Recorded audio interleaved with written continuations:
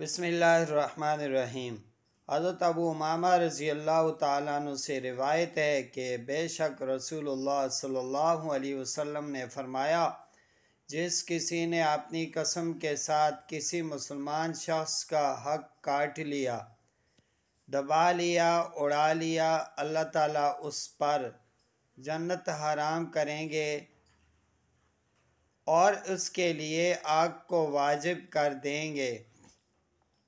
لوگوں نے عرض کیا کہ اے اللہ کے رسول صلی اللہ علیہ وسلم، اگرچہ وہ کوئی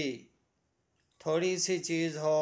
تو آپ صلی اللہ علیہ وسلم نے فرمایا اگرچہ وہ کوئی تھوڑی سی چیز کیوں نہ ہو، پھر فرمایا اگرچہ وہ پیلوں کے درخت کی ایک شاخ ہو، اگرچہ وہ پیلوں کے درخت کی ایک شاخ ہو، اور یہ جملہ 3 دفعہ ارشاد فرمایا کہ اگرچہ وہ پیلوں کے درخت کی ایک شاخ ہو۔ آج صلی اللہ علیہ وسلم نے یہ جملہ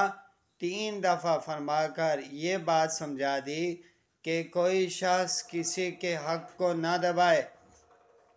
چاہے وہ پڑوسی ہے یا ہمسایہ ہے یا کسی کی زمین میں اس کا اشتراک ہے، ملی ہوئی ہے، یا کوئی اور چیز ہے جس میں وہ دونوں ساتھ ملی ہوئی ہیں، اور دوسرے کے حق کو دبانے کی کوشش نہ کرے۔ خاص کر لوگ مکانات میں یا زمینوں کے اندر دوسرے آدمی کی زمین 1 بالش، 1 ہاتھ، 3 فٹ اس طرح